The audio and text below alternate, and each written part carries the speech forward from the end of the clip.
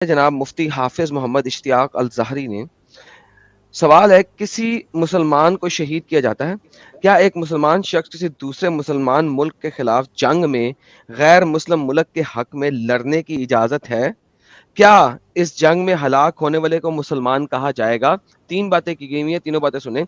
India में एक मुसलमान इंडिया में एक मुसलमान अगर पाकिस्तान इंडिया के ऊपर जंग कर दे तो क्या वो उसके साथ लड़ सकता है? Number one. नंबर टू, लड़के अगर मर जाए तो क्या उसे शहीद कहा जाएगा?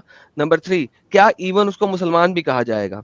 जवाब किसी भी मुसलमान शख्स को किसी दूसरे मुसलमान मुल्क के खिलाफ जंग में गैर मुस्लिम के हक में लड़ने की इजाजत नहीं है। अगर वो जंग करते हुए कत्ल हो जाए तो वो शहीद नहीं होगा। दूसरा, इसका मामला अल्लाह के सुपुर्द है, कितना मजबूर था जिसकी वजह से मुसलमानों के खिलाफ लड़ना पड़ा, वल्लाहु आलम, लेकिन उसको शहीद नहीं कहा जा सकता है, वो शहीद नहीं है। कुरान चैप्टर नंबर 4 आयत नंबर 97 के मुताबिक वो बंदा जहन्नमी है। अब यहाँ पे उन्होंने थोड़ी सी बीच में हुज्जत छोड़ दी कि हमें नहीं पता, शायद उसे मजबूरी में खड़ा किया गया हो। मजबूरी में तो आप मोहम्मद को कुत्ता भी कह सकते हैं। कुरान के अंदर जो आपके पास आयात हैं जो कि आपको अल तकैया सिखाती हैं, उस आयात की तफसीर के अंदर मैंने तकैये वाली स्ट्रीम के अंदर दिखाया था कि आप मोहम्मद को दुनिया भर की गालियां दे सकते हैं अगर आपके ऊपर तलवार आई हो। तो किसी मुसलमान मुल्क के खिलाफ लड़ने का क्या ताल्लुक है? तकैया तो सिंपल है। तो लिहाजा तकैये के अंदर अगर आप खड़े हो गए हैं और वहां पे जाकर शहीद हो गए हैं, खुद किसी मुसलमान को आपने मारा नहीं, इधर उधर हवा में फायरिंग करके खुद को शहीद करा लिया है, तो ये एक सेपरेट चीज है। इसीलिए मैं कहता हूं कि you can not trust a Muslim, full stop. You can not trust a Muslim. अगर हम इसको डिफरेंट अदर वेबसाइट्स के अंदर देखें, इस्लाम क्यूए के अंदर भी इसकी बहुत लंबी डिटेल में उन्होंने रेफरेंसेस दिए हुए और दिखाए हुए हैं कि जनाब ये बहुत ज्यादा इंपॉर्टेंट है। मैं आपको दिखाया था वो भी एक और आर्टिकल इस्लाम क्यूए का। मैं जरा बात को फिनितो करके तो थोड़ा सा चुप कर जाऊंगा। आई एम सॉरी, कुछ टाइम लूंगा आप लोगों का, उसके बाद मैं चुप कर जाऊंगा। कहना, मुस्लिम सेटल इन अ काफिर country for the sake of a better life. जितने भी मुसलमान इंडिया के अंदर बैठे हुए हैं, वो साले अगर इस वजह से बैठे हुए हैं कि वो बेटर लाइफ है, तो क्या वो रह सकते हैं वहां पे इस कंडीशन के ऊपर कि क्या वो अपने इस्लामिक फ्राइज सही तरीके से सरंजाम दे नहीं दे सक रहे हैं या दे सक रहे हैं, या क्या उनको आर्मी में दाखिल होना पड़ रहा है या नहीं दाखिल होना पड़ रहा, क्या उनको नॉन मुस्लिमों के मंदिरों को, चर्चों को सपोर्ट करना पड़ रहा है कि नहीं करना पड़ रहा, किस लेवल की उनको ब्लास्फेमी और पॉलिथिज्म को सपोर्ट करना पड़ रहा है। लिहाजा उनको अपने मुल्क से हिजरत कर देनी चाहिए, वरना अल्लाह उनसे आखिरत में सवाल करेगा। मुख्तलिफ आयात, मुख्तलिफ अहदीस और एंड में वर्डिक्ट वो दे रहे हैं डिफरेंट शेखों का। शेख देखें, अगर मल्टीपल शेखों का वर्डिक्ट आएगा, शेख इब्ने उथमाइन ने बोला, अल अंसारी ने बोला, इब्ने अल अरबी अल मक्की ने बोला, हाफिज इब्ने हाजर ने बोला, अस्कलानी ने बोला, दारुल हर्ब के मुताबिक लिखा हुआ है, दारुल इस्लाम के मुताबिक, शरिया के मुताबिक लिखा हुआ है, 498 के मुताबिक लिखा हुआ है। सो कंप्लीट रेफरेंस इसके ऊपर दिए हुए हैं। दुनिया का हर स्कॉलर कह रहा है कि तुम एक नॉन मुस्लिम कंट्री में रह भी नहीं सकते। क्यों? क्योंकि वो दारुल हर्ब है, जंग का दर है, जंग का घर है। वो अमन यानी कि इस्लाम या अमन का घर नहीं है। तुम इस्लाम में आओ, अमन में आओ, हिजरत करो। कुरान चैप्टर में 4 वर्स नंबर 97 98 इस चीज के बारे में बताती हैं कि दफा हो जाओ उस मुल्क से, बाहर निकल जाओ उस मुल्क से, दफा दूर हो जाओ, हिजरत कर जाओ, या उसको मुसलमान बना लो, या उन सबको मुसलमान बना लो। या तो सबको मुसलमान बना लो, शरिया वहां पे नाफिज करा लो, या वहां से दफा दूर हो जाओ। दूसरी तुम्हारे पास कोई हरकत नहीं है। यार एडम, ये इतनी चुल क्यों है यार इन लोगों को? ये मजहब में इतना चुल क्यों है मतलब दूसरे पे थोपने का? It's a cult, it's a cult, it's not a मजहब। आपको एक हदीस दिखाता हूँ, जो हदीस मैं उस बंदे के सामने नहीं रख सका था क्योंकि प्रॉब्लम ये हो गया था कि वो बंदा जो है वो शिया निकल आया एकदम से। Half way into the debate मुझे पता लगा कि बंदा शिया, जैसे ही मैंने सही बुखारी का नाम लिया तो वो खुल के सामने आ गया नेचुरल बलागा पे। ये हदीस मैं उस डिबेट में शो नहीं करा सका था। Now let's look into this हदीस which is very very important हदीस in this factor for the Sunni Muslim. This is the people of Medina were forced to prepare an army to fight against the people of Sham during the caliphate of Abdullah bin Az-Zubayri at Makkah, and I was enlisted in it. Then I met Ikrama. Ikrama आपको पता है one of the सहाबी है जिसके references से बहुत सारी आपको हदीसेस भी मिलती हैं। आयशा की 3 हदीसें कि वो 9 साल की है, वो भी इकरमा उसके अंदर मौजूद है, if I am not mistaken. The freed slave of Ibn Abbas and informed him about it, and he forbade me strongly to do so. उसने मुझे explicitly मना किया था करने से। क्यों मना किया? i.e. that is to enlist in the army, कि मैं एक उस आर्मी में enlist करूं जो कि नॉन मुस्लिमों की है। And he then said, और फिर उसने कहा, Ibn Abbas informed me that some Muslim people were with the pagans, increasing the number of the pagans against Allah Messenger. An arrow used to be shot with would hit one of them, the Muslim in the company of the pagans, and kill him, or he would be struck and killed with a sword. Then Allah revealed, verily as for those whom the angels take in death while they were wronging themselves by standing among the disbelievers, Quran chapter number 4 verse number 97, Abu Ansari narrated, जहन्नमी है एक मुसलमान जो Indian army में खड़ा होके लड़ाई करते हुए पाकिस्तानी आर्मी के हाथों मरेगा। एक इंडियन मुसलमान, हर वो इंडियन मुसलमान, let me change the words in a proper manner, हर वो मुसलमान जो इंडियन आर्मी में यानी कि एक पेगन कंट्री की पेगन आर्मी में जाके एक मुसलमान कंट्री की मुसलमान आर्मी के अगेंस्ट लड़ाई करेगा और मुसलमान कंट्री की गोली से मरेगा, चूंकि वो इस्लामिक है, क्योंकि वो मुसलमान है, तो वो जन्नत में नहीं जहन्नम में सड़ेगा, कुरान और हदीस के मुताबिक और शरा के मुताबिक भी। ओ हो। ही इज अ जहन्नमी, हेल बाउंड। तो आपकी कुरान चैप्टर नंबर 4 वर्स नंबर 97 इस चीज के बारे में बता रही है, आपकी हदीस इस बारे में बता रही है, सुना अबी दाऊद 2645 इसके बारे में बता रही है, सही बुखारी जो मैं अभी आपको दिखाया वो इसके बारे में बता रही है। There is not a single conflicting argument into this. कोई एक भी स्कॉलर इससे कन्फ्लिक्शन में नहीं बोलता।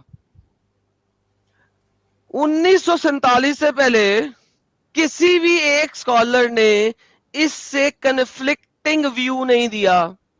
1947 के बाद हो सकता है किसी ने दिया हो, क्योंकि इंडिया बन गया, इंडिया में मुसलमान है और 1965 की जंग हुई, तो हो सकता है किसी इंडियन स्कॉलर ने इस टाइप का एक व्यू दे दिया हो, लेकिन 1947 से पहले कोई भी स्कॉलर ने इसका कॉन्फ्लिक्टिंग व्यू नहीं दिया कि आप एक पेगन्स की आर्मी में, नॉन मुस्लिम कंट्री की आर्मी में खड़े होके मुस्लिम कंट्री के खिलाफ लड़ाई कर सकते हो, जिहाद कर सकते हो, अटैक कर सकते हो और जन्नत में जाओगे और शहीद कहलाओगे। इंडिया का हर वो बंदा जो मुसलमान है और उसको शहादत का नाम दिया हुआ है, शहीद मोहम्मद अली, शहीद आमिर बिन आस, कोई भी ऐसा बंदा जो इंडियन आर्मी में शहीद जिसके नाम के साथ लग गया हुआ है, वो सिर्फ इंडिया के पेगन्स के लिए शहीद है, वो सिर्फ इंडिया की कंट्री के सेक्युलर लॉज के मुताबिक शहीद है, वो इस्लामिक कानून के मुताबिक शहीद नहीं है। वो जहन्नम में सड़ रहा है और कब्र में अजाब ले रहा है और हमेशा हमेशा अजाब लेगा और जहन्नम की आग में सड़ेगा। खत्म, टाटा, बाय बाय। ये हमारे मोमिन भाइयों को अभी Finished. ये सब सोचना पड़ेगा, सब Finished. बातों में सोचना पड़ेगा। सही बात है, बिल्कुल सही बात है। I am ready to have a debate on this topic with any bigger scholar of India, any major scholar of India, जो ये बोले कि नहीं हम वतन परस्ती की खातिर फौजी बन सकते हैं और जंग में शहीद हो सकते हैं। एज ए मुसलमान हम शहीद हो सकते हैं, वतन परस्ती दिखा सकते हैं, जंग में लड़ सकते हैं पाकिस्तान के खिलाफ, चाइना के खिलाफ, प्रोबेबली उसके दरमियान में हुज्जत निकल सकती है, क्योंकि वो भी पेगन है, इंडिया भी पेगन है, तो शायद कोई गेम बन सकती है। ठीक है, पाकिस्तान के खिलाफ नहीं बन सकती, ईरान के खिलाफ नहीं बन सकती, अफगानिस्तान के खिलाफ नहीं बन सकती, सऊदी अरेबिया के खिलाफ नहीं बन सकती। ठीक है, चाइना के खिलाफ शायद कोई हुज्जत अंदर की निकल आए, कोई गेम निकल आए, कोई गोली निकल आए, 2-4 हदीसों के बीच में से रेफरेंसेस को मिला के गेम बना ले तो शायद कुछ निकल आए। तो इंडियन आर्मी वालों को सोचना चाहिए, इंडियन के मेजर कैप्टन जनरल्स को सोचना चाहिए कि अगर उनकी फौज पलटून के अंदर कोई मुसले हैं और वो उसको तैनात कर रहे हैं पाकिस्तान के बॉर्डर पे, तो थिंक ट्वाइस कि ये बंदा शायद गोली ना चलाए। थिंक ट्वाइस, ये बंदा शायद शहादत लेने के लिए, अल्लाह की 72 हूरे लेने के लिए उन पे गोली ना चलाए और उनकी गोली खा के मर जाए, और आपके फौजी का एक बेसिकली किला, क्योंकि जब आपकी लड़ाई होती है पलटून का एक एक मेंबर जो है वो एक एक किला होता है, वो एक एक एंगल को कवर कर रहा होता है, एक पर्टिकुलर एंगल, और एक एंगल अगर खत्म हो जाए तो आपकी पूरी पलटून को नुकसान पहुंचता है। तो मेक श्योर कि जब वो खड़ा करें तो उन्हें पता होना चाहिए कि ये बंदा कितना को मुसलमान है, क्योंकि वो 72 हुरे लेने के लिए गोली खा लेगा, और शायद वो अपनी पलटन में ही गोली चला दे पहले, फिर कहीं जाके गोली खा ले। चल 72 हुरे तो मिलेंगी ना। सो बेसिकली ये है कि देशभक्ति और देश के लिए लड़ना मरना ये इस्लाम नहीं सिखाता। मुझे देशभक्ति का लफ्ज ही दिखा दो कुरान में एक दफा भी है। इस्लाम भक्ति का है, कौम भक्ति का है, दीन भक्ति का है, देशभक्ति का तो लफ्ज ही नहीं है आपके पास। बिल्कुल बिल्कुल। अच्छा, हमारे साथ एक छोटा खान साहब जुड़े हैं। उससे पहले मैं दीनी भाई का इस्तकबाल करना चाहूंगा। दीनी भाई, इस्तकबाल है आपका। जी बहुत बहुत शुक्रिया। बस अभी बात देशभक्ति की चल रही थी तो हमारे वाहिदी साहब ने तो क्लियरली बोला है कि हिब्बुल वतन का कोई कॉन्सेप्ट है ही नहीं इस्लाम में। अच्छा, मतलब धोखेबाजी नहीं किया कि नहीं, हिब्बुल वतन यानी वतन से मोहब्बत का कोई कॉन्सेप्ट नहीं इस्लाम में। उनकी एक शॉर्ट वीडियो उनके चैनल पे अभी भी मौजूद है। अच्छा, वो क्यों बता, जो वजड़ी मुफ्ती वजड़ी साहब है, दीनी भाई, पता है वो क्यों बोल देता है? अभी वो देश से बाहर है ना। हाँ, और यही सवाल तुम जाके इधर कर लो, अपना देवबंद के मदरसे में कर लो, वो टोटली डिफरेंट मामला मिलेगा। हाँ, टोटली डिफरेंट मामला मिलेगा। अभी देखो, जितने आलिम हैं, ठीक है, इंडिया के, वो कोई राम को भी पैगंबर बताएगा, कोई कृष्ण को भी। मेरा सीधा सवाल रहता है कि मुझे इंडिया से बाहर का सिर्फ 5 आलिम, पूरी शुरुआत से लेकर आज तक का सिर्फ 5 आलिम बता दो जो राम और कृष्ण को पैगंबर मानते हो। बेचारे 5 तो छोड़ो, एक नाम नहीं बता पाते इंडिया से बाहर का। तो बोलते इंडिया से बाहर का क्यों चाहिए? क्योंकि मैं बोलता यार, बाहर वालों को पैगंबर बोलने की जरूरत ही नहीं है ना। यहाँ मक्कारी करनी है, यहाँ जरूरत है, बाहर क्या जरूरत है? बिल्कुल बिल्कुल बिल्कुल सही बात है। अच्छा, छोटा खान साहब। जी सर। जी सर, सुन रहे हैं? हाँ, सुन रहे हैं सर। मोमिन है आप? हाँ, मोमिन हूँ। मोमिन था, अपनी हूँ। अच्छा, कभी छोड़ा आपने? 17 साल की उम्र में। अभी मैं 45 का हूँ। 43 के आप? जी। 17 में ही छोड़ दिया। नमाज पढ़ते थे? नहीं, बिल्कुल नहीं। यार, फिर कैसे पता चलेगा मोमिन थे नहीं थे? सूरा इरा याद किए थे? नहीं, मुझे एक ही याद था जो बहुत बाद में मैंने याद किया था, उसके बाद नहीं। पहले बचपन में मैं एक ही चीज, अजान पढ़ना सिखाया गया था मुझे। हाँ, बस वही मैं दिन भर में 15-20 बार पढ़ लेता था, तो टॉवल बिछा के, उसके बाद नहीं। अच्छा, आप कौन से एरिया में रहते हैं? मतलब इस पूरी दुनिया के कौन से हिस्से में आप हैं जहाँ मस्जिद नहीं है? मस्जिद नहीं है? सॉरी, मैं समझा नहीं। आप जहाँ रहते हैं वहाँ मस्जिद नहीं है क्या? कोई है ना, मस्जिद है ना? हाँ है। और आपने आज तक सिर्फ अजान सीखी है? अजान सीखा था बचपन में, अब भूल गया। अच्छा, वो भी भूल गए? मतलब वो 5 टाइम का बोलना, कई काफिरों को अजान याद हो गई है लेकिन आप भूल गए हैं। मैं भूल गया हूँ। साहिल भाई मामला आपके हवाले, आप जाने भाई, मैं तो क्या बोलूं भाई। चलिए छोटा खान साहब, आप आए, बहुत अच्छा लगा, अपना ख्याल रखिए। और मैं सिर्फ इतना ही कहूंगा, अगर वाकई में आप मुसलमान थे और छोड़ दिया, जी कॉन्ग्रेचुलेशन, और आप बहुत जल्दी निकल गए इस चीज से, हाँ इसके लिए हमारी वो मैं सबकी पहली बार तरफ से जब नहीं कॉन्ग्रेचुलेशन। मैं ठीक है, पहली बार आप जब से थर्सडे वाली स्ट्रीम में ज्वाइन करिएगा। नहीं मैं मुस्लिम अच्छा ऐसा है क्या हाँ, ठीक है थर्सडे 12 बजे स्ट्रीम रहेगी, उसमें आप आके अपनी बात बताइएगा। ठीक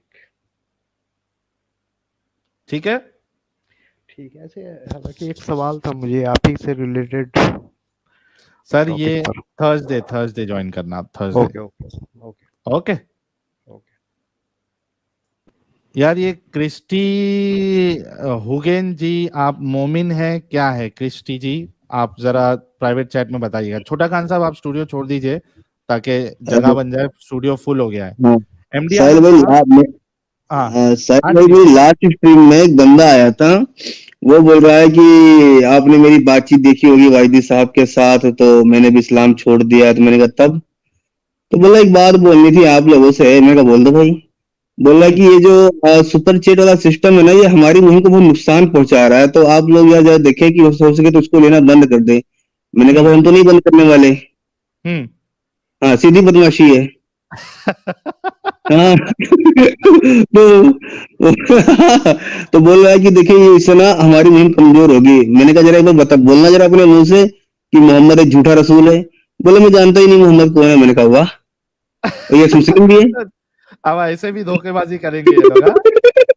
मैंने कहा यार हद है। हद है भाई, हद है। इनको पता नहीं क्यों सुपर चैट से और ये सब चीजों से इनको चिढ़ क्यों मची हुई है ना, ये अपने जेब का पैसा दे रहे हैं इनको। नहीं ये तो देखो ना कि किस खाल में आया था। हाँ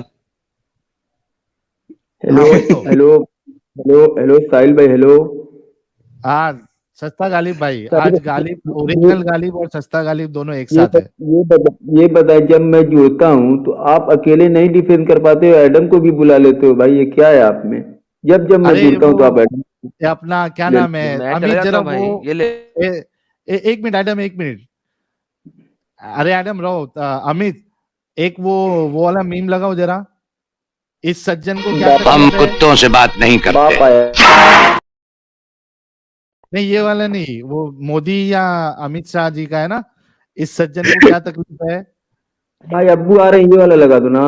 अब्बू आ गए, ये वाला लगा दो। कहाँ ले आए बुको? अब्बू आ गए ना। अरे यार तो गया मैं, अब एक बार लगा दो ना साहिल भाई। इस सज्जन को क्या तकलीफ है भाई? क्या तकलीफ है इनको? साहिल भाई मैं ये कर, आप जो मुस्लिमों का एग्जाम ले रहे हैं, गाइस मैं एक एग्जाम साहिल भाई का लेना चाह रहा हूँ। आप लोग अपने चैट में बताएं पास होंगे कि ये फेल, जो भी 4000 लोग हैं। आज हाँ, मैं वो इनके लिए मेरा एग्जाम ले लेना पहले, उबैद साहब। पहले ये बताइए कि आपके नजदीक, और यार आपने तो ऑलरेडी गद्दारी का सबूत तो पिछले स्ट्रीम में ही दे दिया था आपने। आप होंगे गद्दार भाई, आप होंगे। और ये जो अभी बोल के गया है क्या नाम है मैडम, उसको आप जवाब नहीं दिए थे। वीर अब्दुल हमीद वो कौन था जो पाकिस्तान के जो 7 टैंक 8 टैंक उड़ाया था, वो कौन था? आप उसको जवाब नहीं देते थे वहीं पे। वो जैसी जैसी उसने बातें क्या बोल के जा बताया रहा था। तुमको? तुम्हारे भेजे में वो घुसा नहीं रहेगा, उसको छोड़ दो। ये बताओ, तुमने उस दिन अपनी गद्दारी का सबूत दे के गए थे, आज क्या फिर से टेस्ट लेने के लिए आए हो? मैं साहिल भाई, मैं टेस्ट उस दिन मैंने बोला था भाई, गद्दार तो आप लोग हैं। जो आप ये मुस्लिम को लेके बोल रहे हैं, तो आप सबसे पहले जो सबसे ज्यादा नुकसान इंडिया का किया था क्रिश्चियन, आप उनको डिबेट करना चाहिए था आपको। रुक जाओ साहिब, रुक जाओ। अच्छा ये दोस्त सुनते हैं, ये बता तो सुधरे में कब दोस्त? छोड़ो भाई, पहले बात कर रहे थे जो बात होती साहिल नहीं भाई, तो हम ये बता तो सुधरबे का हमरे समझ में नहीं जाओ तो आखिर कब सुधरबे? कोनो दिन डेट है? भाई मैं साहिल भाई से बात कर रहा हूँ, मैं आपकी अबे तू लैंग्वेज छोड़, हम बस एक जवाब दे दे तो सुधरबे कब? योर लैंग्वेज डोंट पल्ले पल्ले। भाई साहिल भाई सुनो, मैं क्यों आप अपना टेस्ट नहीं देते हो सबका ये लेके? कर भाई जवाब आपको दे दे दोस्त, आखिर कब सुधरबे? इतना दिन से तो हर बार घूम घूम लगता ही करत है, हद है यार। साहिल भाई मैं अपना सवाल रखूं आपसे। मैं बच्चे से बात भाई से बात करो तो अगर मैं पब्लिक को समझा दूं, मैं अपनी लैंग्वेज में पूछ रहा हूँ कि आखिर भाई तू सुधरेगा कब? साहिल, ठीक है। गालिब मैं तुमको हाँ।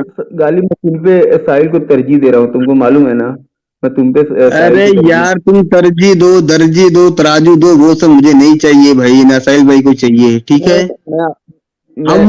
तू सवाल के जवाब दे तो सुधरत काहे नहीं है? मैं आपसे बात ही नहीं करूंगा, मैं साहिल भाई से बात करने के लिए। साहिल भाई ये आप बता ते, एक मिनट ये बता दोस्त, काव कहीं क्यों मन में काहे नहीं समझे समझा देते हैं? अबे गापा चोदी मत कर भाई, बात कर ले होते यार, छोड़। आए पूरे कलियम भूसा भरा है कि मतलब का दिक्कत कब है यार साहिल भाई आप डर रहे हो क्या? साहिल भाई तो छोड़ दे, तोरे बगलोली देखत देखत ना हम परेशान हो चुका है। सुनो साहिल भाई, आप जवाब नहीं दोगे, बस आप 200 का सिर्फ एग्जाम लोगे। आपका कोई एग्जाम देने आ गया तो डर गए कहीं आप फेल ना हो जाओ। आप भी गद्दार हो कि आप एग्जाम नहीं देते हो, दो ना एग्जाम। तब हम तो सब सवाल लगता है। सुनो, हम सब इस्लाम के गद्दार हैं। नहीं, इस्लाम का नहीं, देश का गद्दार ये साहिल। हम सब साहिल भी इस्लाम के डरता है, गद्दार हैं डरता है। भाई। इससे अगर कोई पूछ लेना तो भाई ये जवाब नहीं देगा, क्योंकि इसको पता है कि भाई मैं निकल जाऊंगा गद्दार सबके सामने। सवाल करो साहिल, जो जितने बड़े साहिल भाई सवाल ले लेते हैं यार, इसको सवाल ले लेते हैं, बेचारा बहुत दिन से परेशान है, एक पर मैं तरस आवत है। भाई। नहीं, और पहले गालिब भाई, पहले मेरा सवाल पहले मेरे सवाल, क्योंकि स्ट्रीम का टॉपिक जो है वो पहले कंप्लीट हो जाए। और देखो सुलेमानी जलेबी का भी एक कमेंट है, आबे लैंड के बूढ़े ओबेद। अब इसका मतलब मेरे को नहीं मालूम है सुलेमानी क्या कह रहा है, लेकिन आप तक मैसेज पहुंच गया। अच्छा उबेद भाई सुनो सुनो मेरी बात सुनो, एकदम छोटा सा सवाल। तुमने कहा कि तुम देश के गद्दार नहीं हो, ठीक है। जो देश का गद्दार नहीं होता है, हर हाल में उसकी सोच ये होती है कि भाई जो कोई भी हमारे देश पे हमला करने की बात करेगा वो हमारे लिए एक बुरा इंसान है और हम उसके अगेंस्ट में खड़े होंगे। जी आपका इस बारे में क्या कहना है? शॉर्ट में और to the topic, to the point जवाब देना, उसके बाद फिर मैं आपका सवाल दूंगा। मेरा इस बारे में ये जवाब है कि पहले मैं आपका जो एक छोटा सा सवाल है उसको आप जवाब देना पड़ेगा, फिर आप मेरा एग्जाम लीजिए। देखो इसीलिए आपको फिर निकाल देते हो उबेद भाई, या तो आप फिर फट के चले जाते हो। कोई बात नहीं, ये सवाल का जवाब आपको देना पड़ेगा। दो गद्दार यहाँ पे ऑलरेडी साबित हो चुके हैं आज। 100% मैं जवाब दूंगा, लेकिन आपको भी पहले पास होना पड़ेगा। क्यों आप दूसरों को पास फेल करते हो? क्यों आप डरते हो? पहले आपने जवाब देना है, बाद में आप मेरा टेस्ट ले लेना, कोई मुश्किल नहीं इसी टॉपिक पे। आप हमेशा मेरे से लेते हो, आप आज पहले दे दो ना। ये टॉपिक पे पूछना है ना? हाँ, देशभक्ति की टॉपिक पे पूछूंगा। दूसरी टॉपिक पूछो। मेरा सवाल ये है साहिल भाई कि आज जो है हिंदुस्तान के बहुत से लोग ये मांग कर रहे हैं कि हिंदुस्तान हिंदू राष्ट्र होना चाहिए। आप इस बारे में उनको सपोर्ट करते हैं कि उनके मुखालिफ हैं? आप इतना बताएं। देखिए इसके बाद तुम अपना जवाब दोगे? हाँ मैं दूंगा। ठीक है। अगर कोई किसी की सोच ये है कि ये हिंदू राष्ट्र होना चाहिए तो वो उनकी सोच है। हमारा देश जो है वो डेमोक्रेटिक कंट्री है, ठीक है। आप उनके साथ हो कि नहीं हो? आप उनके साथ हो कि खिलाफ हो? अपना जवाब दो। आप उनके साथ हो कि खिलाफ? नहीं, मैं नहीं सपोर्ट करता हूँ ना भाई, मैं बोल दिया हूँ ना, नहीं करता हूँ मैं एकदम साफ बात करूँ। सुनो मेरी बात ओबेद भाई मेरी बात सुनो। मेरा जो व्यू है वो मैंने बता दिया कि हमारी कंट्री जो है ये एक डेमोक्रेटिक कंट्री है, लेकिन उसके साथ मैं एक चीज आपको ऐड कर दूं कि जो आपको हिंदू राष्ट्र की बात करते हैं वो ये नहीं कहते कि मुसलमानों को यहाँ से भगा देना चाहिए। एक बार जो भी हिंदू राष्ट्र का बोलता है जरा उसकी पूरी बात सुन लेना, ठीक है। तो मैंने इससे ये समझ में आ गया कि हिंदू राष्ट्र बन सकता हो, मुसलमान किसी को भगाने के लिए नहीं बोल रहे, हिंदू राष्ट्र बना सकते हैं, आप ये कहना चाह रहे हो साहिल? नहीं मैं नहीं बोला ऐसा। नहीं तो आप ये सिर्फ बोल रहे हो कि मैं खिलाफ में उनके हूँ या उनके साथ में। अरे दोस्त तो एक सवाल हो ही गवा है, तो कितना सवाल पूछ गया बहन? वही सवाल है, ये क्लियर नहीं कर रहे हैं ना, ये सिर्फ इनको इतना बोलना है क्लियर है। जवाब हुआ तो चाहे क्लियर मानो चाहे ना मानो। अब ये गेम तुम लोग का स्टार्ट हो गया, ये गेम स्टार्ट हो गया भाई। चलो अभी तुम्हारी बारी। नहीं आप गेम उसके अगेन हो या उसके साथ, इतना बताओ बस। उनके खिलाफ हो या साथ, इतना बोलना आपको। भाई मैं बोल रहा हूँ ना, मैं नहीं हूँ उसके साथ। खिलाफ में मेरे हो आप। लिए हमारा जो हिंदुस्तान है ये एक डेमोक्रेटिक कंट्री है, ठीक है। अब तुम्हारी बारी है, ये बताओ, मैंने ओके जो सवाल किया था कि आप देशभक्त है, आपने कहा आप अगर आपको देश से प्यार है तो कोई भी इंसान जो बाहर से ये बात करे कि हमारे देश पे हमला करना चाहिए, वो हमारे नजदीक वो हमारा दुश्मन होगा, हम उसका सपोर्ट नहीं करेंगे, हम उसके अगेंस्ट में रहेंगे, ठीक है। यार आपका इस बारे लेकिन में क्या कहना है? लेकिन मेरा कहना है, लेकिन आपने अभी तक जाना नहीं कि आप पास हुए कि फेल हुए। आप पहले ही मेरे से सवाल करते, पहले ये तो जान लो आप पास हुए कि अब फेल हुए। आप तो बताते नहीं, ये पास हुआ गद्दारी ये फेल हुआ। इसकी अभी है ना, ये जो सवाल को जो तुम छुपा रहे हो ना, जवाब नहीं देना चाह रहे हो, नहीं, इससे तुम्हारी गद्दारी साबित हो रही है। गद्दारी नहीं साबित हो रही भाई। तुम अरे देश ओबेद का ओबेद ओबेद रुक जा, साथ ओबेद रुक जा। पब्लिक अपने आप पास फेल दे देगी, हमको जरूरत नहीं है तुम्हारे पास फेल की। और साहिल भाई साहिल तो बताता है एक सबको, मिनट क्या ना, साहिल ओबेद तो शांत बताता है रहे, कि पास शांत हुए रहे, कि फेल शांत हुआ। रहे, शांत रहे। साहिल तो भाई बताता है। 4100 लोग देख रहे हैं मैन चैनल पे, 3100 लाइक है, और हम्म। आज हम लोग 5000 क्रॉस करने वाले ऑलमोस्ट। तो आप एक बार पब्लिक को बोलिए लाइक करने के लिए। गाइस 4800 लोग देख रहे हैं, we are very close to 5000। आप सभी लोग थोड़ा और पुश करिए, धक्का दीजिए, और लेट्स क्रॉस 5000 ताकि इन जैसे जितने गद्दार है आज इनकी पोल खुले। 1000 हाँ लाइक तो कम है, या तो मोमिन देख रहे हैं 1000, हाँ, या फिर 1000 लोग लाइक लाइक नहीं जो कर कम रहे। है वो आप लोग जो है उसको पूरा कीजिए ताकि ज्यादा से ज्यादा लोगों तक ये बात पहुंचे, लोगों की गद्दारी सामने आए, वरना ये सुधर जाए। जी उबैद ओके, भाई, सवाल मैं का ये जवाब। कह, जब आप सवाल का एग्जाम लेते जवाब। तो उसके बाद आप सवाल का बोलते हो कि मैं जवाब। पास हुआ हुआ फिलहाल, तो उबैद मुझे भी मैंने बताना कि आप पास हुए कि फेल हुए, फिर मैं जवाब देता हूँ ना। ये तो बताने नहीं, वो दीजिए कि आप भाई पास हुए कि फेल भाई हुए। तुम पास मानो तुम फेल मानो, उससे मेरे को फर्क नहीं पड़ता। मैंने आपको सवाल भी का कोई जवाब दे फर्क दिया नहीं है। पड़ता, आप क्यों तुम बताते हो कि ये तुम पास हो गई ये फेल हो गया? आप क्यों बताते तुमको हो? साहिल भाई नहीं, रुक जाए यार, रुक जाए। अरे दोस्ती बता, अगर तो का फर्क ना ही पड़ता है तो ये बता, हमरे तोरे पास आवा जाता कि तो हमरे हमें के पास आवत है। क्योंकि असल में जानते हो ना, मैं नहीं थूकता तो हूँ मैं तो ये बता सर, जिंदगी असल होती है। नकल छोड़ ये बता, अगर तो का फर्क ना ही पड़त है, हैं? तो ये बता कि तय हमरे के पास आओ थे कि हमरे तोरे पास आई था। भाई लैटरिन लगेगी तो मैं लैटरिन में ही ना जाऊंगा, किधर जाऊंगा बताओ आप? तब लैटरिन दोस्त लगेगी तो लेटरिंग में जा, देखो लेटरिंग में जाओ, अगर पेंट खोल के यहाँ आईबो ना तो काम उल्टा हो जाई। तो वही चीज है भाई, लैटरिन में जाऊंगा ना तो किधर जाऊंगा बताओ आप? हाँ तो मैं लैटरिन कही लगेगी था तो भैया जी, देखो लेटरिंग में लगी है तो लेटरिंग में जाओ, अगर पेंट खोल के अगर यहाँ आ गए तो मामला गंभीर हो जाएगा। इसीलिए साहिल एडम को जोड़ता था, आज भाग गया तो देखो साहिल की बोलती भी बंद होगी। समझ में नहीं आ रहा क्या पूछूं इससे, ये तो मेरे को ही फंसा के भाई बैठा है। कसम अरे यार भाई, साहिल अजीब, भाई, एडम एडम दिलीप भाई, भाई को बुला दो, गाली सुनना, माँ कसम की नहीं नहीं, गाली सुनना चाह रहा है, दिलीप भाई इन्हीं के अजीब पीछे गाली आदमी है। सुनना चाह रहा है। अच्छी अरे अच्छा अच्छी। मैं अजीब अच्छा आदमी है इसके साथ साथ एक मिनट सब लोग रुक जाओ। अच्छा मैं एक पॉइंट क्लियर कर देता हूँ कि इंडियन आर्मी में जो मुस्लिम हमारे लोग हैं, हिंदुस्तानी लोग, उसके बारे में जो एडम का जो पॉइंट है वो एडम का व्यू है, ठीक है। मेरा वो व्यू नहीं है।